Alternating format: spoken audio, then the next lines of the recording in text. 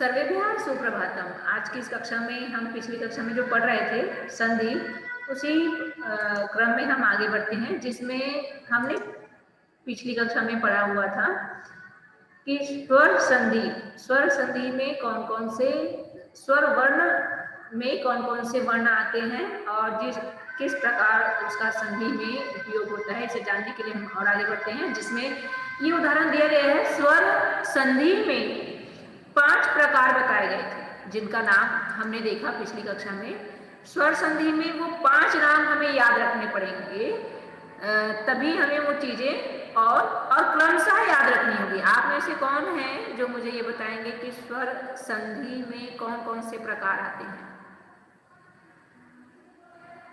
क्रमशः बताएंगे, बोलिए।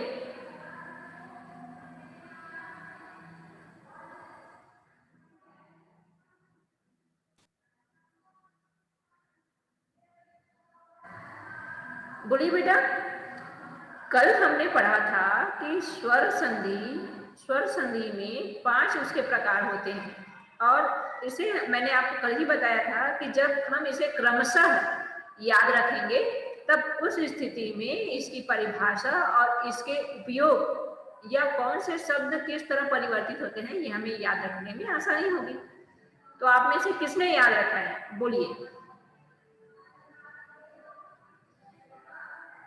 जल्दी कीजिए।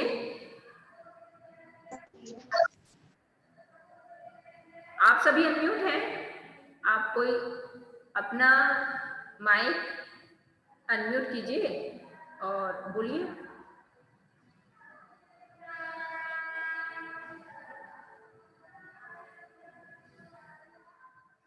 प्रियांश, आप बोलिए बेटा।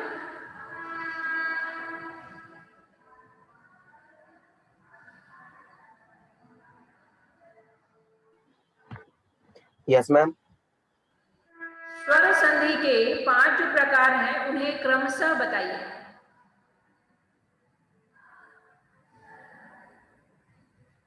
Yes ma'am.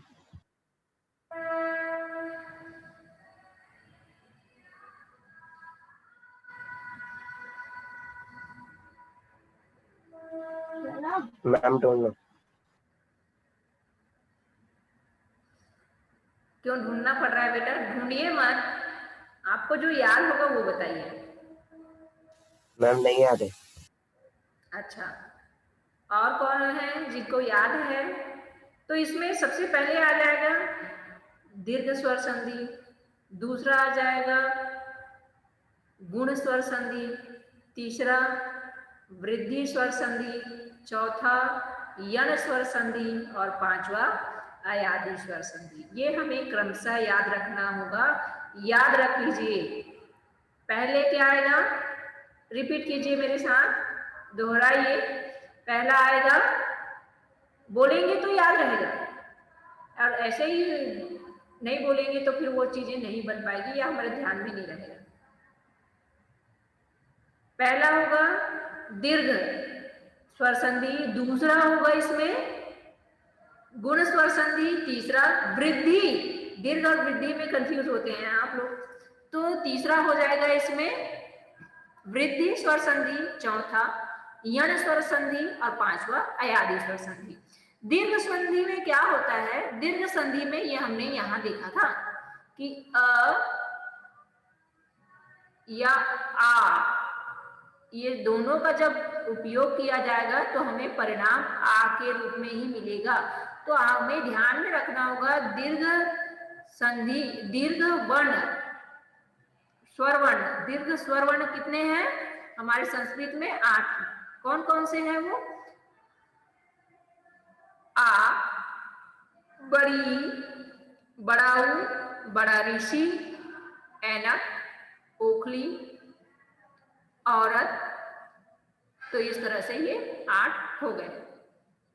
तो 8, ये जो 4 है, 1 2 3 4, 4 तो है ही, इसके अलावा ए, ओ, औ, तो ये 8 हो गए। तो यहाँ पर 4 और वो 4 मैंने जो कहा, ये 8 है। तो आपको याद रखना पड़ेगा दीर्घ स्वर वर्ण, दीर्घ स्वर वर्ण कह रही हूं मैं, वर्ण 8 है। तो तो इसका उपयोग करके ही हम दीर्घ स्वर संधि बनाएंगे और ये हमेशा परिणाम के रूप में कैसे आएगा, बड़े के रूप में ही प्राप्त होगा। जैसे यहाँ हम देखेंगे, चलिए नीचे से देखते हैं। यहाँ हमने देखा, जैसे यहाँ क्या लिखा हुआ है, गिरी। र में कौन सी मात्रा लगी हुई है बेटा, छोटी ई की, तो गिरी छोटा ई है और यहाँ पर ई जो है वो वह भी छोटा है। तो ये छोटी ई और छोटी ई, अगर हम इसके वर्ण को निकालेंगे तो यहाँ का अंतिम वर्ण और यहाँ का प्रथम वर्ण ई धन ई, तो दोनों मिलकर हुआ है बड़ा ई, तो ये हुआ है गिरीन्द्र के रूप में। इसी तरह से छोटी बड़ी, तो ये दोनों मिलकर होगा बड़ा ई।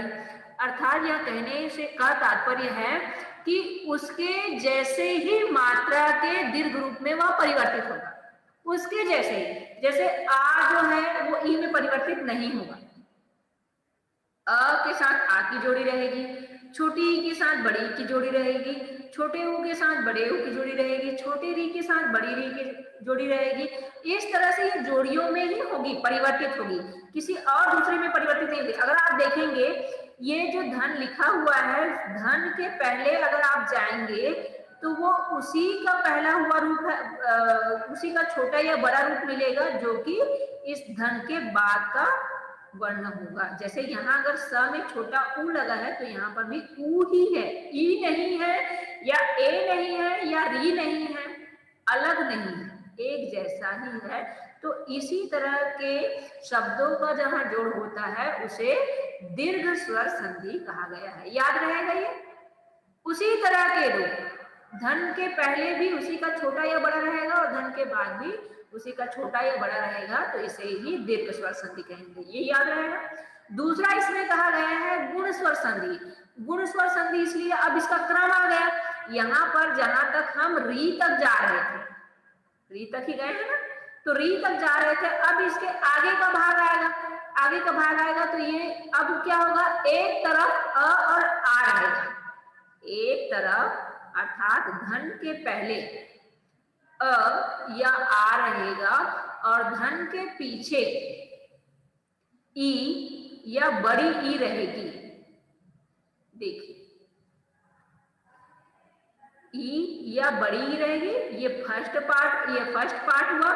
सेकंड पार्ट में क्या होगा, अ या आ रहेगा और उसके पीछे छोटा ऊ या बड़ा ऊ रहेगा, ये देखिए। तीसरे पार्ट में क्या रहेगा, एक तरफ अ और आ ही रहेगा, धन के पहले अ और आ ही रहेगा और दूसरे तरफ री, छोटा री या बड़ा री रहेगा। ऐसी स्थिति में गुण स्वर संधि रहेगी। देखो कितना सरल है, कितना आसान है। अर्थात तीनों ही क्रम में, पहला, दूसरा और तीसरे क्रम में क्या होगा, धन के पहले अ और आ ही रहेगा।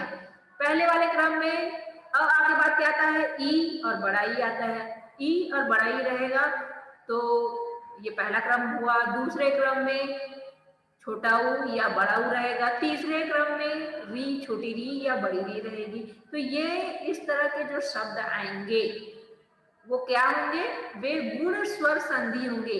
लेकिन इसमें परिवर्तन किस तरह से होगा, जहां पर यहाँ हमने दीर्घ स्वर में देखा था कि परिवर्तन किस रूप में हुआ था, बड़े के रूप में होता है, चाहे आ की मात्रा लगे चाहे बड़ी की मात्रा लगे, इस रूप में परिवर्तन होता है, या बड़ा ऊ के रूप में परिवर्तन होता था। वहीं हम देखेंगे कि अगर ई के साथ में होता है तो ए की मात्रा लगती है, ई के साथ में अगर हो तो ए की मात्रा लगती है, ऊ के साथ में हो तो ओ की मात्रा लगती है। देखिए जितना भी आप देखेंगे ओ की मात्रा आपको दिखेगी, है ना। भाग्योदय ओ की मात्रा, सूर्योदय ओ की मात्रा, नरोत्तम ओ, र में ओ की मात्रा, हितोपदेश त में ओ की मात्रा, महोत्सव ह में ओ की मात्रा, तो इस तरह से ओ की मात्रा रहती है। यही क्रम है, अगर आप ध्यान से ध्यान दोगे तो एक बार में ही आपको लर्न हो जाएगा। और तीसरे में क्या होता है, उसमें ऋषि जो है वो छोटी या छोटा के रूप में परिवर्तित हो जाती है। यहाँ देखिए देवर्षि, ग्रीष्मर्तु, महर्षि, राजर्षि, ये ई के रूप में या ऊ के रूप में परिवर्तित होता है। ये याद रहे, देखो कितना आसान है, याद रहेगा। गुण स्वर संधि अब आप पहचान पाओगे। बेटा आप सभी अनम्यूट हैं, आप मुझे बताइए कि अब आपको दीर्घ स्वर संधि और गुण स्वर संधि में कोई समस्या रहेगी? समझ में आया? जल्दी बोलिए। हाँ तो हाँ, नहीं आया। हाँ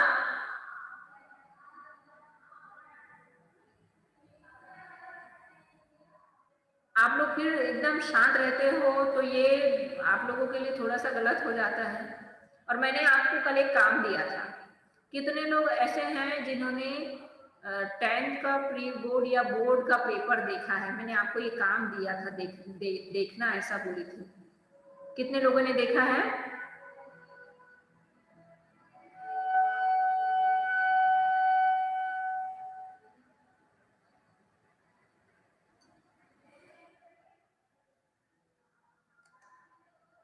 तो इस तरह से हम संधि में स्वर संधि के प्रकारों को पढ़ रहे थे। स्वर संधि में हमने देखा कि स्वर संधि के प्रकार में जहां पर दीर्घ स्वर संधि में मात्राएं जो है उसी मात्राओं का बड़ा रूप भी उसके परिणाम स्वरूप आता है। जिस तरह से यहाँ लक्ष्मी धन ईश्वर लिखाया है, लक्ष्मीश्वर हुआ है। सुधन उक्ति होकर स में बड़ा लगा है, शुक्ति हुआ है। ठीक इसी तरह से गुण स्वर संधि में हमने इसके 3 भाग देखे, जहां हमने ये देखा कि तीनों ही प्रकार में धन के आगे अ या आ लगा हुआ है, जो कि अलग अलग रूप में ई या बड़ी के साथ होगा तो ए के रूप में परिवर्तित होगा, उ या बड़े उ के रूप में परिवर्तित में होगा तो वह ओ की मात्रा के रूप में परिवर्तित होगा, और ऋषि के रूप में होगा तो वह छोटी ई या र के रूप में परिवर्तित होता है। ये हमने जाना। तो इस तरह से हम गुण स्वर संधि को भी पहचान जाएंगे। हमें पहचानने में अगर कोई शब्द हमें दिया गया और उसमें ए की मात्रा दी गई है तो आप समझ सकते हैं कि वहां पर कौन सी संधि है, वहां पर गुण स्वर संधि है। ये आपको समझ में आ जाएगा। जैसे यहाँ पर दिया गया है देवेंद्र, है ना। अब मैं यहाँ पर जो नहीं दिया है उसे एक शब्द कहती हूँ देवेश, देवेश।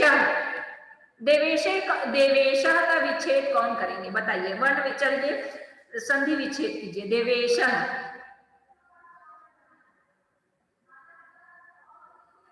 बोलिए। देवेश, हाँ। देवधन, देवधन,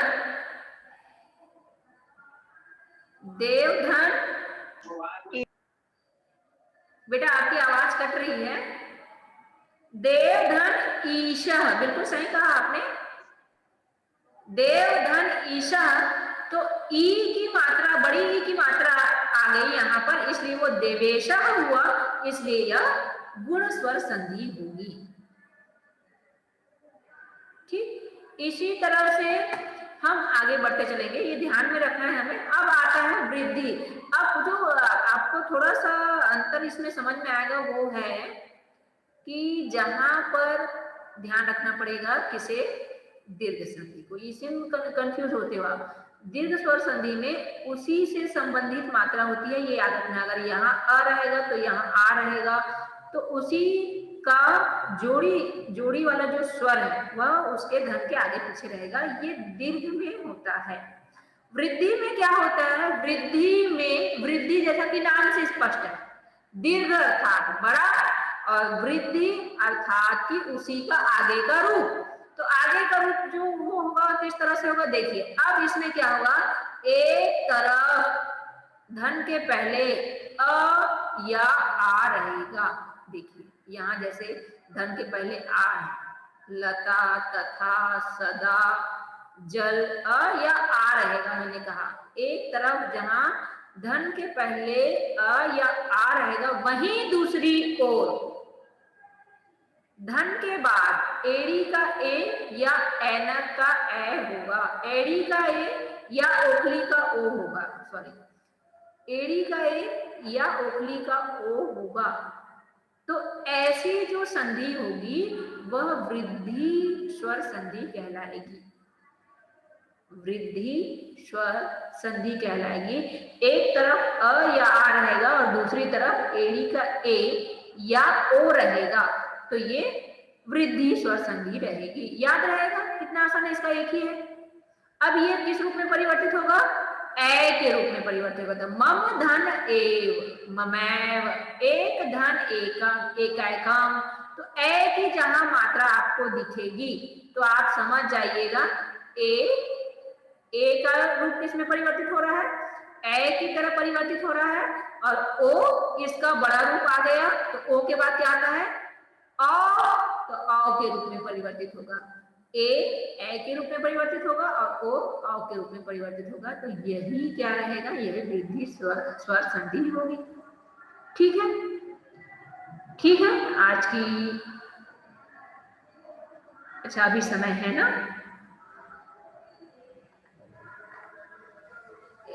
अभी समय है ना बेटा? ठीक, आज की कक्षा फिर, हाँ मैम 5 मिनट बाकी है। हाँ तो आप इन सब उदाहरणों को पढ़िए बेटा एक बार।